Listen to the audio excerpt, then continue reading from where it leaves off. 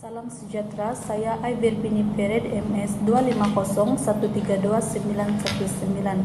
Pada hari ini saya akan menjelaskan tentang pengenalan konspirasi COVID-19. Perkembangan era digital telah mengubah cara manusia menyebar dan menerima maklumat, terutamanya semasa krisis seperti pandemik COVID-19. Menurut Keratan Akhbar 2023, awal pandemik menyaksikan pelbagai teori konspirasi tersebar luas. Ada juga yang mendakwa bahwa virus ini dicipta tujuan untuk politik dan ekonomi. Antara contoh isu yang sama berkaitan dengan teori konspirasi ini ialah tragedi MH370. Penyebaran naratif palsu ini mencetuskan kekeliruan epistemik yang menyebabkan masyarakat keliru dalam fakta dan kepalsuan. Maka timbullah persoalan, apakah kebenaran dan bagaimanakah menentukannya dalam era digital yang penuh dengan maklumat bercanggah. Salam sejahtera, saya Grace Leandra Morris, RSUN 250034 akan membentangkan tentang sorotan teori konspirasi COVID-19. Teori konspirasi muncul dalam pelbagai bentuk, antaranya ialah dakwaan vaksin mengandungi chip mikroskopik untuk mengawal manusia, bahwa virus ini dicipta di makmal sebagai senjata biologi oleh kuasa besar dunia. Dalam teori konspirasi ini juga menerima dakwaan seperti pandemik ini merupakan satu penipuan global untuk memperkukuhkan kuasa elit tertentu. Teori ini dikongsikan secara meluas melalui Facebook, TikTok, YouTube, dan WhatsApp, dan seringkali menimbulkan unsur perasaan seperti ketakutan dan kemarahan yang mempercepatkan penyebaran terhadap konspirasi ini. Secara lazimnya, konspirasi ini tidak disokong oleh bukti kukuh dan sukar untuk disangkal karena hujahnya tidak dapat diuji secara objektif. Berikut merupakan dakwaan dan realiti terhadap COVID-19. Antaranya ialah vaksin COVID-19 mengandungi chip 5G yang kononnya ditanam oleh tokoh seperti Bill Gates untuk mengawal minda dan pergerakan manusia. Secara realitinya, tiada bukti saintifik menyokong kewujudan atau penggunaan chip seperti ini dalam vaksin. Seterusnya, dakwaan terhadap virus SARS-CoV-2 yang menyebabkan COVID-19 kononnya direka secara sengaja di makmal, contohnya di negara Wuhan, China, dan digunakan sebagai senjata biologi. Realitinya, kajian saintifik menunjukkan virus ini berasal dari zoonosis, yaitu jangkitan melalui haiwan ke manusia, dan tiada bukti kukuh bahwa ia direka secara buatan. Seterusnya, dakwaan terhadap COVID-19 adalah rekaan elit seperti World Economic Forum untuk melancarkan agenda The Great Reset sebagai pengganti ekonomi kapitalis dengan sistem kawalan global termasuk penghapusan tunai dan pengawasan digital menyeluruh. Realitinya, The Great Reset merupakan inisiatif pemulihan ekonomi pasca akademik tetapi telah dimanipulasi menjadi teori konspirasi tanpa. Assalamualaikum dan salam sejahtera. Nama saya Siti Nazira binti Boy alias Rizal. Nomor metrik saya MS 24103165. Hari ini saya akan bentangkan bahagian saya yaitu analisis logik. Pada awal krisis COVID-19, berbagai teori konspirasi tersebar luas, termasuk dakwaan bahwa virus sengaja dicipta di makmal untuk menggugat kestabilan politik dan ekonomi atau sebagai senjata biologi dalam perang perdagangan. Teori konspirasi juga melibatkan vaksin COVID-19 yang didakwa mengandungi chip mikro untuk pengawasan dan mempunyai kesan sampingan berbahaya yang disembunyikan oleh syarikat farmaseutikal dan pemerintah. Seterusnya, terdapat juga kesesatan logik bahwa teori COVID-19 dicipta di makmal untuk mengganggu politik dan ekonomi dianggap tidak sah karena tiada bukti kukuh, hanya berdasarkan andaian tanpa fakta.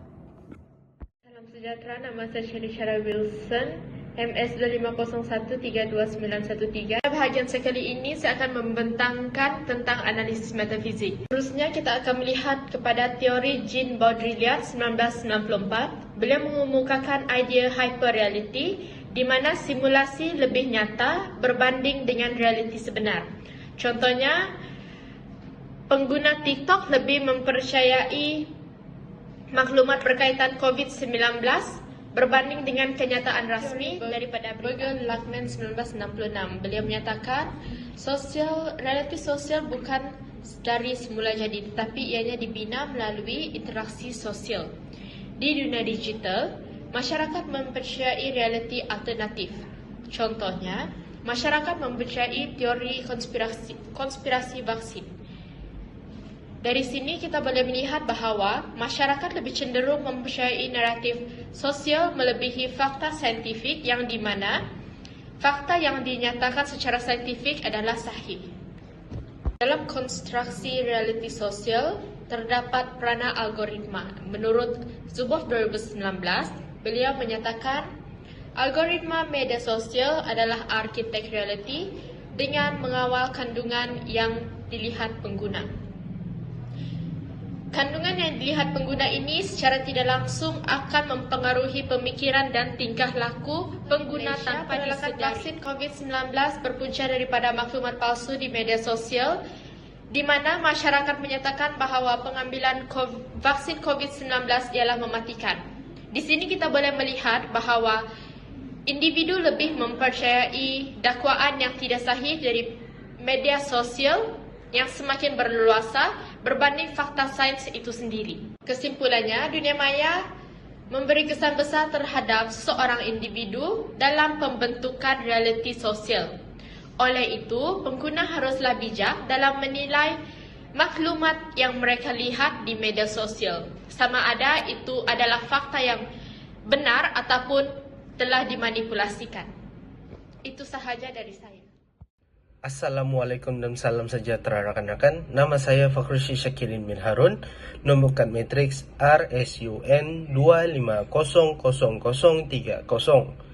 Pada hari ini saya akan menceritakan Anda tentang apakah maksud epistemologi. Epistemologi adalah cabang falsafah yang berkaitan dengan mengkaji sifat, asal dan kesahihan pengetahuan.